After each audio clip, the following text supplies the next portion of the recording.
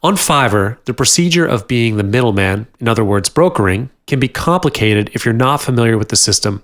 From communicating and getting information from the customers, looking for and dealing with freelancers, to the delivering of work, it would be a big problem if you do not know the right way of doing this. In this video, I'll teach you about the brokering system and lead you step by step through the whole procedure. Without further ado, let's get started. Step 1. Connect with the client. This would be the most important part amongst all the other steps. Connecting with the client and understanding their needs are the keys to success, so communication with the client is essential. Throughout the conversation, get as much information as you can to understand clients' needs. The key point here is to be specific. Quality work can only be delivered when you can achieve what your clients want. If needed, collect the necessary files to be sent to the freelancers. Once you have obtained the information from your client, list them down and state the prices for each gig. Send them the custom offer according to their requirements. However, remember that they might not take up the offer if the price is too expensive. But once they've accepted the offer and made the payment, you can then proceed to the next step. Step 2 is to look for the freelancer. If you've already been in the business for some time, you would have already built up some connections with freelancers. Send the request from the client to freelancer. Take note before sending the request to rearrange the details of the gig. If there are special requirements from the client, list them as special remarks. Always remember to be specific on the request of the client when you convey the message to your freelancer. When both of you have made a mutual agreement on the work, set a timeline due. Set the date at least 30 days before the actual delivery date to your client. This is to ensure that there is still a period of time for you to make changes to refine the work.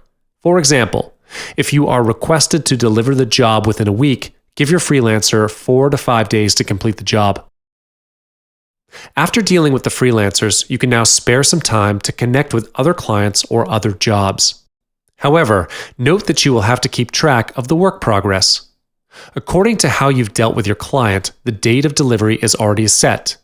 You can't afford to deliver it later than the date because this would definitely leave a bad impression on your clients.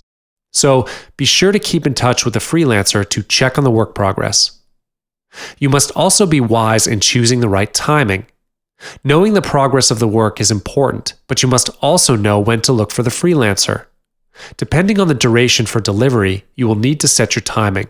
For instance, if the duration of delivery is within a week, you can contact the freelancer every once in 2 days. This is to make sure that the work is up to standard, as well as to keep both of you up to the timeline. Like I have mentioned earlier, get the work from the freelancer at least 3 days before the delivery date to do a final check on the work. Delivering good quality work is the key to keeping your clients happy. Therefore, to ensure the quality of work is up to standard, get the work earlier from the freelancer to avoid last-minute changes. When you are checking on the quality of work, always take the client's requirements into account. The quality of the work is based on the requirements from clients. It is neither up to you nor the freelancer to decide. Thus, check the work based on the information provided by your client. If needed, request for final revision of the work. Lastly, deliver the work to your client. Once you've gotten the entire work from your freelancer, compile them and save it in zip file if needed. Double or even triple check the work. A small tip here: create a checklist. For example, if you are requested to create a logo and have to save it in different formats, list them down on a paper. Check on the files and make sure you have all the formats in the folder. A checklist will ease your work on this. Finally, deliver it to your client.